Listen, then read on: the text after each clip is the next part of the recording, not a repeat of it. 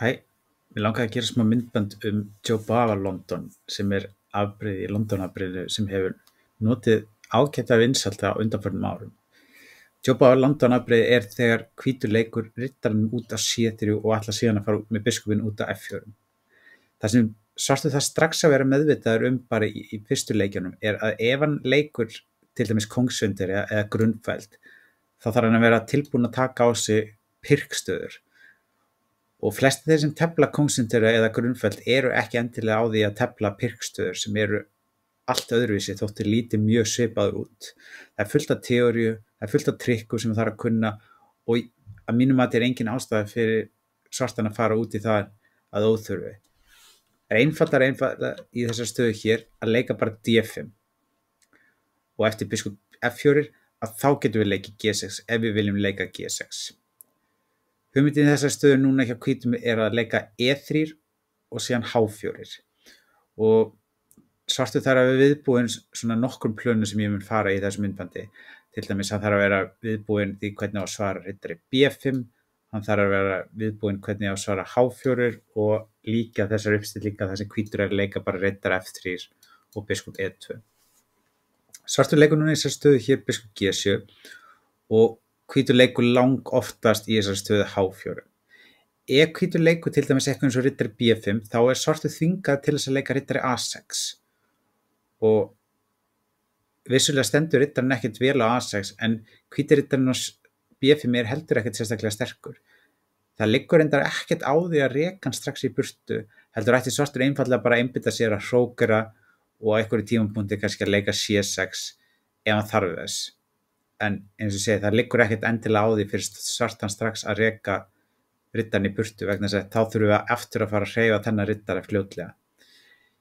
Ég teldi því afbrigði þessu skák fyrir mörgum árum síðan á móti Vignni Vatnari og þá var leikið C4 stöðu sem þróar skákina bara einfallega yfir í grunnfeld og eftir hrókering riddari F3 C5 þá vorum bara grunninn komið með grunnfeldstöðu þar sem svartir búin að græða allavega einn eða jafnvel 2 leiki sem svartum klálega í hag.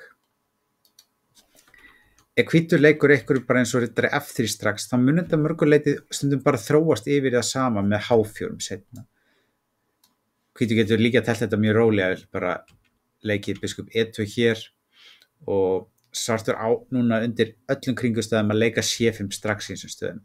Ég sé sum að leika riddari B7 eða C6 en fyrir mér bara nánast no sense að leika ekki C5 strax. En þess að við setjum strax pressu á hér og við erum á engum hátt á því að fara að tapa peði vegna þess að ef hvítur reynir að drepa hér, leikur svartur einfallega riddari D7 og vinnur peði strax á C5. Ef hvítur fer í að drepa til dæmis hér, þá getur svartur einfallega að drepa á B2 og vinnur peði tilbaka og getur síðan skákað peði svona af. Þannig að riddari F3 hefur í sjálfum sér engan sérstaka merkingu. Sama með biskup E2 munum alltaf bara þróast yfir í það sama, H4 og H5. Þannig að það er best að fara bara yfir aðalafbrigði núna. Hvítur leikur þessa stöðu H4 og það er rosalega mikilvægt fyrir svartan ef hann har aldrei séð þessa stöðu áður að skilja plani hjá hvítum. Ef svartur fer bara núna í að hrókera, þá getur hvítur farið að leika H5 og jafnvel farið að fórna hér í þessa stöðu. Það er ekki bara það að biskup D3 sér að hvað að koma, líka það er verið að pressa hér og það er rosalega erfitt einhvern veginn að verjast í þessari stöðu. Þannig að það er eiginlega ómögulegt fyrir svartan að drepa peðina H5. Og ef hann getur ekki drepið á H5 þá þarf hann að gefa hálínuna eftir og að hálínuna opnist og þá er hvítur með mikla pressu í þessari stöðu. Þannig að H5 er frekar sjálfsagður leikur.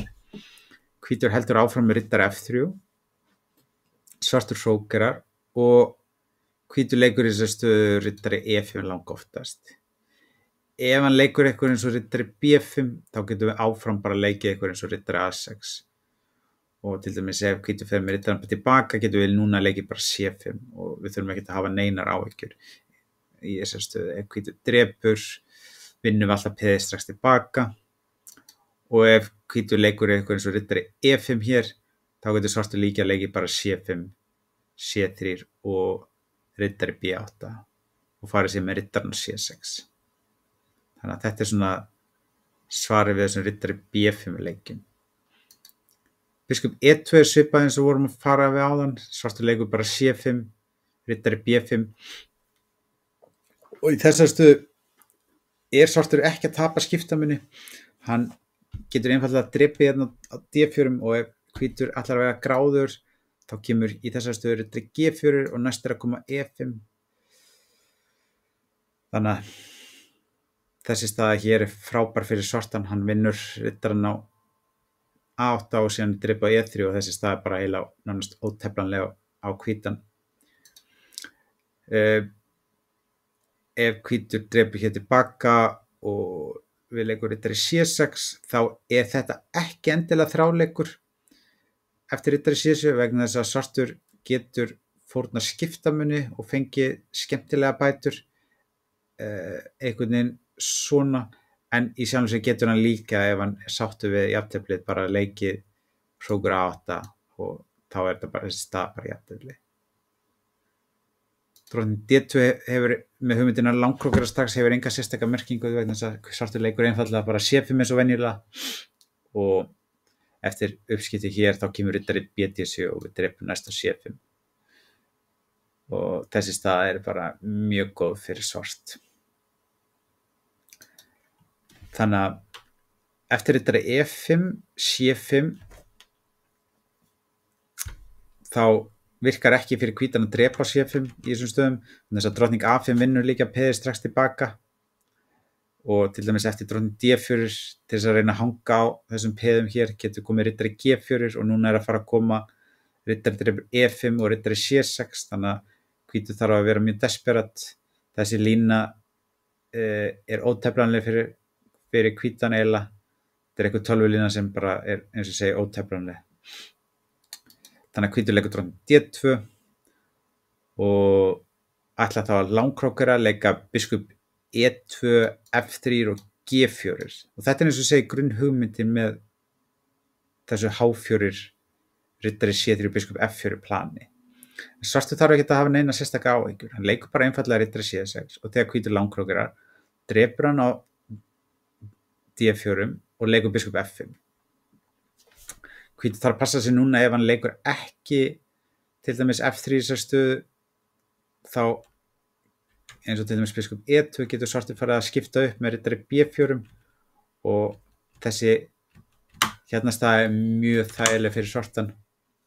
Hann pressa hérna A2 og getur síðan sett meiri pressu á miðborðið hér. Hvítur vill ekki fara að leika C4 í þessari stöðu vegna þess að opna kóngsstöðuna. Þannig eftir F3 í þessari stöðu hér með hugmyndina að fara að leika G4 leikur svartur bara hrókur C8 og líka gott að vita að í stundum í því að hvítur leikur svona G4 í þessari stöðu þá getur svartur einfaldlega að leika riddari E4, hann þarf ekkert endilega alltaf að drepa hér. Þannig þess að núna fyrir að opnast pressa hérna á C-línunni sem dæmi. Það kannski gott samt að kíkja á þetta með tölvu, þessar stöður vegna þess að það geta verið svolítið hvassar. En eftir biskup E2 með hugmyndin að leika G4, leikur svartur bara riddari B4, G4 núna svarar með biskup drepur C2 og riddari D3 og einfaldlega bara fara hlutin að skiptast upp og hrókur C4 hér og núna svartur örugglega að fara að undirbúa að leika bara drottning A5 og hrókur F7. Hvítur vill helst ekki leika B3 í svona stöðum vegna þess að þá bakkar svartur einfaldlega og leikur drottning A5 hrókur F7 og eftir G4 hér þá leikur svartur einfaldlega drottning A5 og tvöfaldar síðan á C-línunni og þetta held ég bara mjög fín staða svart. Það þarf ekki að hafa neina sérstakar áhyggjur af þessari stöðu. Til dæmis eins og hér vinnur svartur peð á D4 tilbaka og hann hefur enga sérstakar áhyggjur í þessari stöðu. Þannig að þetta svona ágætt samantekt um þetta afbrigði og ætti svona summaður upp þá hluti sem ég finnst mikilvægir. Auðvitað eru nokkrir svona þemu og trikk sem eru til staðar líka sem þarf líka að vera kannski meðvitaður en þetta ætti samt að vera svona góður grunnur til þess að skilja þessa byrjun ef svartur vill tefla G6 system á móti þessari uppstillingu.